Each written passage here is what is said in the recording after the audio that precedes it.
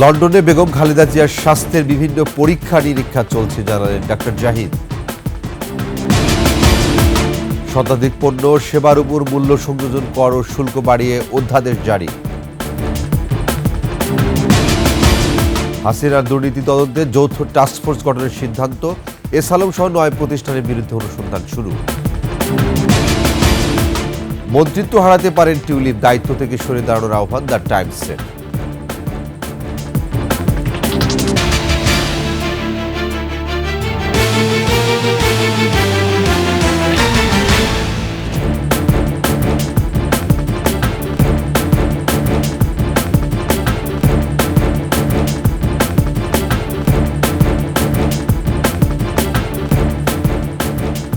শুনছিলেন সংবাদ শিরোনাম, আমন্ত্রণ 21 সংবাদ, সাথে আছে আমি ওয়াহিদুজ্জামান।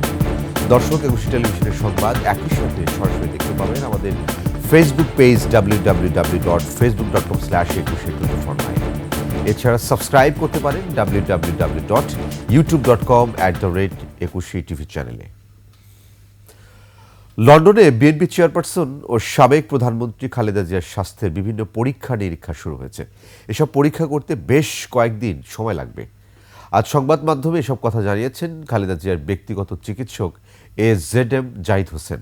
ইতিমধ্যে রক্ত ও ডায়াবেটিসের পরীক্ষা সম্পন্ন হয়েছে।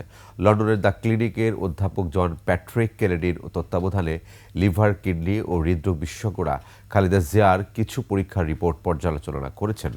চিকিৎসকরা খালেদা জিয়ার কিছু পরীক্ষার পরামর্শ দিয়েছেন, সে অনুযায়ী পর্যায়ক্রমে পরীক্ষাগুলো করা হচ্ছে। লিভার সিরোসিস, কিডনি সমস্যা ও হৃদরোগ সহ বিভিন্ন জটিল রোগের উন্নত চিকিৎসার জন্য লন্ডন দ্য ক্লিনিকে চিকিৎসাধীন বেগম খালেদা জিয়া। বিশেষজ্ঞ চিকিৎসকরা ওনার স্বাস্থ্য পরীক্ষা করেছেন এবং অ্যাকর্ডিংলি ওনার স্বাস্থ্য পরীক্ষার কিছু নিরীক্ষা করার জন্য অ্যাডভাইস করেছেন। সে অনুযায়ী কিছু পরীক্ষা নিরীক্ষা শুরু করেওছে এবং আমরা আশা করছি হয়তো কালকে পরশুর মধ্যেই ওনাদের পরীক্ষা নিরীক্ষার পর্ব যেটি আছে সেটি ইনশাল্লাহ সমাপ্ত হবে। চিকিৎসা পদ্ধতির যে পরবর্তী ট্রিটমেন্টের ধাপ কোনটা হবে এবং ওনার শারীরিক অবস্থা বর্তমানে কী অবস্থায় আছেন সেটা ওনারা পর্যবেক্ষণ এবং আলোচনা পরামর্শ করছেন। এত বছর পরে পরিবারের সাথে দেখা হয়েছে, এটাতেও একটা আনন্দ কাজ করছে এবং যুক্তরাজ্য বিএনপি আমরা প্রেসিডেন্ট সেক্রেটারি সহ আমাদের দলের সব নেতাকর্মীরা আমরা তারা খোঁজখবর আমরা আমাদের মাধ্যমে তারাও নিচ্ছেন। এই ঘরোয়া পরিবেশে খাওয়া দাওয়া ওই খাচ্ছেন উনি এবং খুব আমেজ করে খাচ্ছেন। আমরা যেটা ফিল করতেছি, আমরা যেটা দেখতেছি, প্রত্যেক দিনই ব্রেকফাস্ট থেকে ধরে রাত্রে সব খাওয়াই যতটুকুই খান কিন্তু বাসা থেকেই আসতেছে রেডি হয়ে। শতাধিক পণ্য সেবার উপর মূল্য সংযোজন, কর এবং সম্পূরক শুল্ক বাড়িয়ে অধ্যাদেশ জারি করা হয়েছে। বৃহস্পতিবার রাতে সংক্রান্ত দুটি অধ্যাদেশ জারি করা হয়। এই দুটি অধ্যাদেশ জারির পর জাতীয় রাজস্ব বোর্ডের NBR ভ্যাট বিভাগে এই সংক্রান্ত নির্দেশনা জারি করেছে। গত 1 জানুয়ারি অন্তর্বর্তী সরকারের উপদেষ্টা পরিষদের বৈঠকে ভ্যাট সম্পূরক শুল্ক বৃদ্ধি NBR এর প্রস্তাব পাশ করা হয়। আইন মন্ত্রণালয়ের মতামত সাপেক্ষে প্রধান উপদেষ্টা ও রাষ্ট্রপতির অনুমোদনের পর তা অধ্যাদেশ আকারে জারি করা হয়েছে।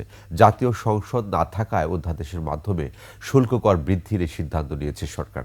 আন্তর্জাতিক মুদ্রা তহবিলের ঋণের শর্ত হিসেবে শতাধিক পণ্য ও সেবায় শুল্ক কর বৃদ্ধির এই সিদ্ধান্ত নেওয়া হয়েছে।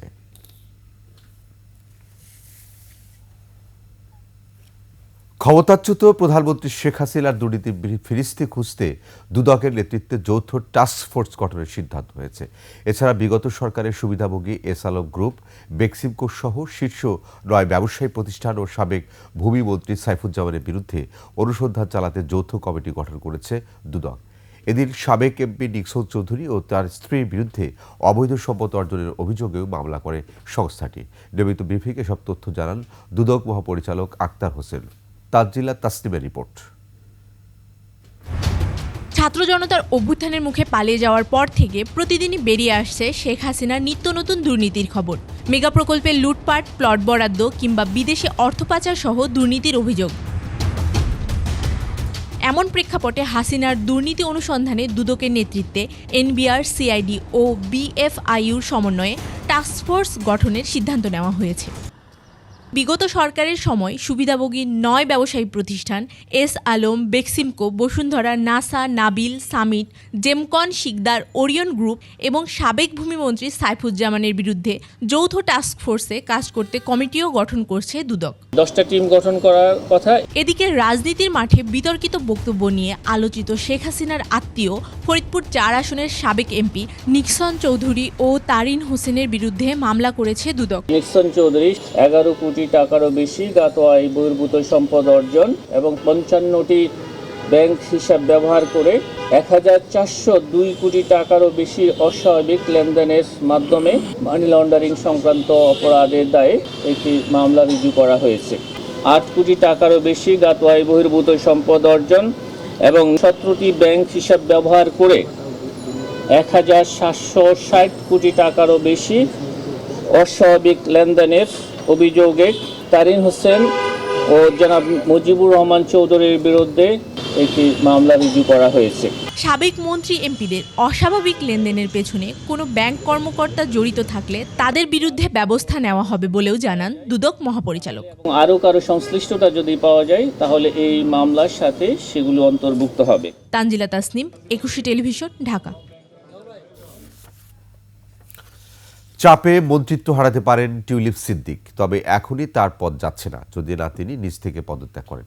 21 টেলিভিশনকে সব অভিমত দিয়েছেন যুক্তরাজ্যের কয়েকজন আইন বিশেষজ্ঞ। এদিকে ব্রিটিশ সংবাদ মাধ্যম দ্য টাইমসের সম্পাদকীয় প্রতিবেদনে সিটি মিনিস্টারের দায়িত্ব থেকে টিউলিপকে সরে দাঁড়ানোর আহ্বান জানানো হয়েছে। লন্ডন থেকে শাহিদ শফিকের পাঠানো তথ্য ছবি নিয়ে আফসানা নীলার ডেস্ক রিপোর্ট। লন্ডনে বিনামূল্যে ফ্ল্যাট আর বাংলাদেশের রূপপুর পারমাণবিক বিদ্যুৎ প্রকল্পে দুর্নীতির অভিযোগে রীতিমতো চাপে রয়েছেন যুক্তরাজ্যের ক্ষমতাসীন লেবার পার্টির আর্থিক সেবা বিষয়ক প্রতিমন্ত্রী টিউলিপ সিদ্দিক। সম্প্রতি বাংলাদেশের দুর্নীতি দমন কমিশন রূপপুর পারমাণবিক বিদ্যুৎ প্রকল্পে 5 বিলিয়ন মার্কিন ডলার আত্মসাৎ করার অভিযোগে অনুসন্ধান করছে টিউলিপ সিদ্দিক, শেখ হাসিনা এবং তার ছেলে সজীব ওয়াজেদ জয়ের বিরুদ্ধে। ব্রিটেনের মন্ত্রিপরিষদ দপ্তরের প্রোপাইটি অ্যান্ড ইথিক্স এরই মধ্যে টিউলিপকে জিজ্ঞাসাবাদও করেছে। তবে অভিযোগকে রাজনৈতিক উদ্দেশ্য প্রণোদিত বলে দাবি টিউলিপের। এরই মধ্যে অভিযোগ উঠেছে টিউলিপের বিরুদ্ধে ফ্ল্যাট উপহার নেয়ার। রূপপুর প্রকল্পের দুর্নীতির অনুসন্ধানের মধ্যে টিউলিপ আবাসন ব্যবসায়ী ও তার বোন এক আইনজীবীর কাছ থেকে বিনামূল্যে লন্ডনের অভিজাত এলাকায় 2টি ফ্ল্যাট নেয়ার খবর আসে গণমাধ্যমে। এতে আরও চাপে পড়েছেন টিউলিপ। এসব বিষয় নিয়ে যুক্তরাজ্যে স্থানীয় কমিউনিটির মধ্যে মিশ্র প্রতিক্রিয়া দেখা দিয়েছে। যুক্তরাজ্য প্রবাসী আর বিএনপি নেতারা চাইছেন পদ থেকে পদত্যাগ করুক টিউলিপ। এখানে অ্যান্টি কারাপশন মিনিস্ট্রির দায়িত্ব পালন করা অবস্থায় সে যে দুর্নীতির সাথে জড়িত হয়েছে, তো এটা ব্রিটেন সরকার আশা করি এটার পুরো মতে তাকে একটা সাজা দেবে। তাদের পরিবার হাজার হাজার কোটি টাকা লুট করে দিয়েছে। আমরা ব্রিটিশ বাংলাদেশী হিসেবে অচিরেই তার অপসারণ ও শাস্তি দাবি করছি। ব্রিটিশ পার্লামেন্টের একজন এমপি বা মন্ত্রী অল্প কিছু অন্য একটু তুচ্ছ ঘটনাকে নিয়ে কোনো কথা ওঠার সাথে সাথে তারা রিজাইন করে এই বিষয়টা তদন্ত হয়। হাজার হাজার কোটি ডলারের দুর্নীতি নিয়ে তদন্ত চলতেছে এই আলোচনা, তারপরেও তার লজ্জা হচ্ছে না। আর টিউলিপ ভক্তরা বলছেন এটি রাজনৈতিক উদ্দেশ্য প্রণোদিত একটি দীর্ঘদিনের প্রপাগান্ডা, যার মাধ্যমে তারা প্রমাণ করতে যাচ্ছে যে বাংলাদেশের নোংরা রাজনীতি তারা বহির্বিশ্ব প্রচার করতে যাচ্ছে। মিস্টার কেয়ার স্টারমারও ওনার পক্ষে বলেছেন যে টিউলিপ নির্দোষ, অতএব যারা মিথ্যা প্রপাগান্ডা করতেছে ওদের মুখে অচিরেই ছাই পড়বে। আইনজীবীরা জানান অভিযোগ যেহেতু উঠেছে টিউলিপের উচিত পদ থেকে সরে দাঁড়ানো। ওনার ব্যাপারে অলরেডি 2জন মন্ত্রী, কনজারভেটিভ পার্টির 2জন মন্ত্রী ওনার পদত্যাগ দাবি করেছেন এবং উনি যদি পদত্যাগ করেন তাহলে তো এটা পার্টির জন্য, ওনাদের দলের জন্য ভালো হবে। যদি না করেন এটা হয়তো ওনাকে সরিয়ে দেওয়া হতে পারে। তার এখনই পদত্যাগ করে এই বিষয়গুলোকে আইনিভাবে মোকাবেলা করা বা তার যদি কোনো ডিফেন্স থাকে সেই ডিফেন্সগুলো সে পদত্যাগ করেই করা উচিত। এদিকে ব্রিটিশ সংবাদ মাধ্যম দ্য টাইমস সিটি মিনিস্টারের দায়িত্ব থেকে টিউলিপকে সরে দাঁড়ানোর আহ্বান জানিয়েছে। দ্য টাইমস লিখেছে, এমন প্রেক্ষাপটে লেবার পার্টির সিটি মিনিস্টার হিসেবে টিউলিপকে বাছাই করাই স্বচ্ছ ছিল না। রুপার্ট মার্ডকের মালিকানায় থাকা ব্রিটিশ সংবাদপত্রটির সম্পাদকীয়তে লেখা হয়েছে, দুর্নীতির অভিযোগ ওঠার পর টিউলিপ সিদ্দিক আর দায়িত্ব চালিয়ে যেতে পারেন না। টিউলিপকে এ দায়িত্বের জন্য বেছে নেয়ায় প্রধানমন্ত্রী কিয়ার স্টারমারের সমালোচনাও করা হয়েছে সম্পাদকীয়তে। আফসানা নীলা, ডেস্ক রিপোর্ট, 21 টেলিভিশন। এদিকে জামায়াত নেতা মীর কাসিমের ছেলে ব্যারিস্টার আরমানের নিখোঁজের বিষয়ে 2017 সালে টিউলিপ সিদ্দিককে এক ব্রিটিশ সাংবাদিক প্রশ্ন করে তার বাড়িতে। সে সময় অভিযান চালিয়ে আরমানের স্ত্রীকে হেনস্থা করেছিল আইন শৃঙ্খলা রক্ষাকারী বাহিনী। প্রভাবশালী ব্রিটিশ সংবাদ মাধ্যম ফিনান্সিয়াল টাইমস এক প্রতিবেদনে সব তথ্য জানিয়েছে। 2016 সালে গুম হন ব্যারিস্টার আরমান। গত 5 আগস্ট ছাত্র জনতার অভ্যুত্থানে হাসিনার পতন হলে 8 বছর পর আয়নাঘর থেকে মুক্ত হন তিনি। তার ব্যাপারে 2017 সালে শেখ হাসিনার বোনের মেয়ে টিউলিপকে প্রশ্ন করেছিলেন এক ব্রিটিশ সাংবাদিক। টিউলিপ যেহেতু ব্রিটেনের নাগরিক ও এমপি ছিলেন, তাই ওই সাংবাদিক মনে করেছিলেন হাসিনার কাছে টিউলিপ ফোন করলে আরমান হয়তো মুক্তি পেতে পারেন। তবে হয়েছিল উল্টোটা।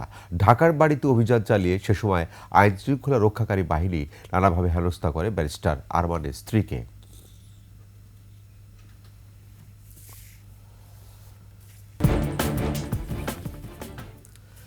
রাজধানীর বকশীবাজারে আলিয়া মাদ্রাসা মাঠে অস্থায়ী আদালত বিচার কার্য পরিচালনার উপযুক্ত না হওয়ায় বিডিআর ট্র্যাজেডি মামলার পরবর্তী শুনানি হবে 19 জানুয়ারি। তবে কোথায় বসবে আদালত সেটি এখনও ঠিক হয়নি। এর আগে রাষ্ট্রপক্ষের আইনজীবী জানান, আগুনে এজলাস কক্ষ পুড়ে যাওয়ায় এখানে দ্রুতই বিচার কাজ পরিচালনা করা সম্ভব নয়। বিস্তারিত জানাচ্ছেন মাহতাব মিনহাজ। রাজধানীর বকশীবাজার অবস্থিত ঢাকা আলিয়া মাদ্রাসার মাঠে এই বিশেষ অস্থায়ী বিচার কাজ করার জন্য এই আদালতটি বসানো হয়েছিল, কিন্তু বুধবার গভীর রাতে কে বা কারা এই আদালতটি পুরোপুরি আগুনে জ্বালিয়ে দিয়েছে। আমি বলতে পারবো না। এসে দেখেছি যে এখানে ধোঁয়া আছে আর তেমন কিছু দেখি নাই। রাস্তাঘাটে কিছু ব্যারিকেড ছিল, এগুলো অনেকে সহযোগিতা করছে।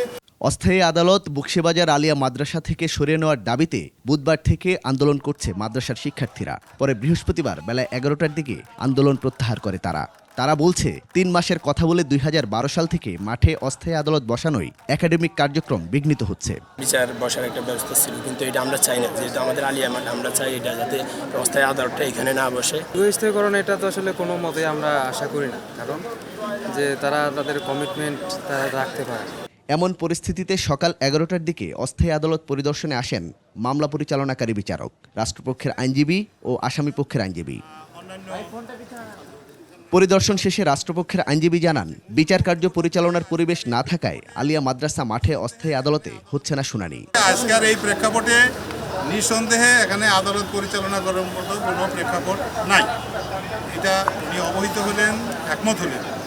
আর পরবর্তী তারিখটা কবে হবে, আমরা এখান থেকে যাওয়ার পরে আসামি পক্ষের আইনজীবী এবং সরকার পক্ষের আইনজীবী সহ আমরা ওনার সাথে কথা বলবো। উনি আমাদেরকে ইনভাইট করে গেছেন, সেখানে আলোচনা করে আজকেই জানিয়ে দেওয়া হবে পরবর্তী তারিখ, এবং এটা চেষ্টা করা হবে দ্রুততম সময়ের ভিতরে এটা তারিখ নির্ধারণ করা।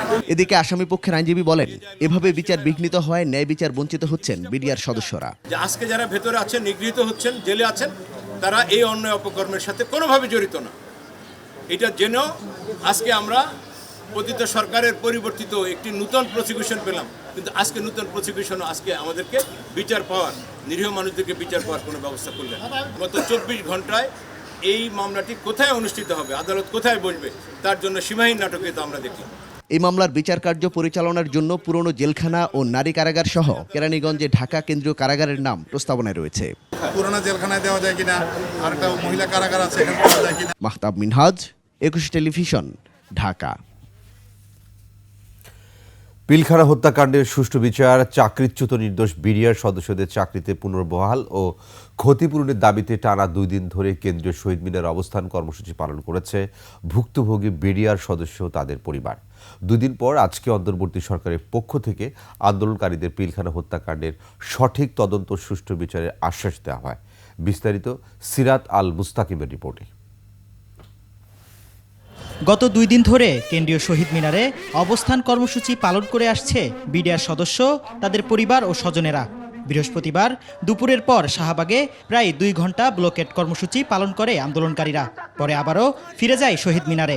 সেখানে আন্দোলনকারীদের সাথে সংহতি প্রকাশ করে কয়েকটি রাজনৈতিক দল। সেই যে রৌমারী সীমান্তে বিএসএফ পরাজিত হয়েছিল, তখন থেকে ওদের টার্গেট ছিল এই বিডিআরকে ধ্বংস করতে হবে, এই সেনাবাহিনীকে ধ্বংস করতে হবে। যদি এই বিডিআরদেরকে আমরা পুনর্বাসন করতে পারি, ভারত যে চক্রান্ত করছে আমার মানচিত্র নিয়ে, আমার দেশ নিয়ে, আমার স্বাধীনতা নিয়ে, সেই ষড়যন্ত্র বেঁচতে যাবে। বিদ্রোহের নামে যে ভাইদেরকে কারারুদ্ধ করে রাখা হয়েছে, এই ভাইদেরকে অচিরেই মুক্তি দিয়ে মুক্ত বাতাসে তাদেরকে ডানা মেলতে বাংলাদেশের সার্বভৌম রক্ষা করার জন্য অধিকার ফিরিয়ে দেওয়া হোক। পরবর্তীতে অন্তর্বর্তী সরকারকে 2 ঘন্টার আলটিমেটাম দিয়ে আন্দোলনকারীরা বলেন বেঁধে দেওয়া সময়ের মধ্যে সাড়া না পেলে কঠোর আন্দোলনে যাবেন তারা। পরবর্তীতে সচিবালয়ে গুরুত্বপূর্ণ আলোচনা শেষে জানানো হয় আগামী 19 তারিখে শুনানি হবে, তবে কোথায় হবে সেটি বলা হয়নি। তাদের পরিবারের সদস্যগণ এ সময় বৈষম্য বিরোধী ছাত্র আন্দোলনের সমন্বয়ক মাহিন সরকার বলেন বিডিআর সদস্যদের দাবির পক্ষে সরকারের সমর্থন রয়েছে, তবে বিশেষ গোষ্ঠীর অদৃশ্য চাপ রয়েছে বলে সন্দেহ করেন তিনি। আলটিমেটাম শেষ হওয়ার একেবারে শেষ ভাগে আমাদের সাথে সরকারের উচ্চপদস্থ ব্যক্তিগণ যোগাযোগ করেন, আমাদের এই দাবি দাওয়াগুলো যে যৌক্তিক তার সাথে সংহতি জানান। অন্তর্বর্তীকালীন সরকারকে বলতে চাই, আপনাদের মেরুদণ্ড সোজা করে ফাইনাল সিদ্ধান্তটি আসছে ততক্ষণ পর্যন্ত আমরা আমাদের কর্মসূচি অব্যাহত রাখব।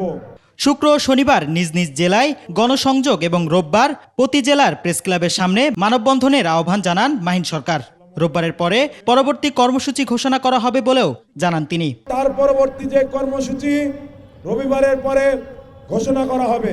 সিরাত আল মুস্তাকিম, 21 টেলিভিশন, ঢাকা। এবার আবির্ভাব ফিনান্স লিমিটেড বাণিজ্য সংবাদ।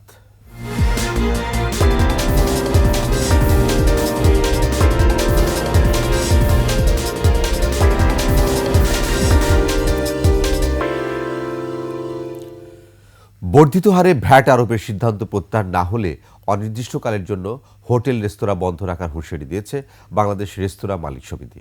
পাশাপাশি করের আওতামুক্ত 30% ক্ষুদ্র রেস্তোরাঁগুলোকেও নিবন্ধনের আওতায় আনার দাবি জানিয়েছে সংগঠনটি। সংবাদ সম্মেলনে তারা জানান 15% ভ্যাট কার্যকর হলে করের বোঝায় ভোক্তা হারাবে রেস্তোরাঁগুলো, সেই সাথে কমে আসবে রাজস্ব আদায়। নির্ধারিত হারে কর পরিশোধের দাবি করে এনবিআরের ভ্যাট ফাঁকির অভিযোগেরও চ্যালেঞ্জ করেছে রেস্তোরাঁ মালিক সমিতি। ভোক্তা ও রেস্তোরাঁ মালিকদের উপর বাড়তি বোঝা কমাতে 3% ভ্যাট কার্যকরের দাবি সংগঠনটির।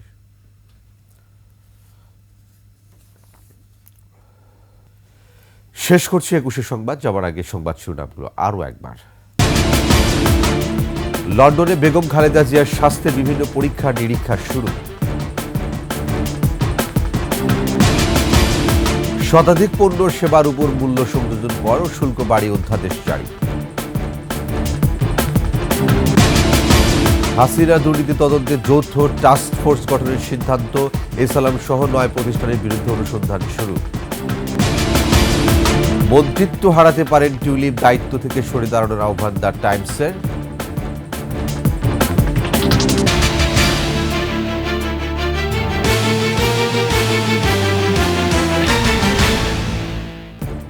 সর্বশেষ সংবাদ জানতে ডায়াল করুন 20 করে আর ভিজিট করুন 21-tv.com ওয়েবসাইট। ফেসবুকে ভিজিট করতে পারেন www.facebook.com/2124 এছাড়া সাবস্ক্রাইব করতে পারেন www.youtube.com/21TV চ্যানেল। এতক্ষণ সঙ্গে থাকার জন্য ধন্যবাদ। পরবর্তী সংবাদ দেখার আমন্ত্রণ রইল 21-এর সাথে।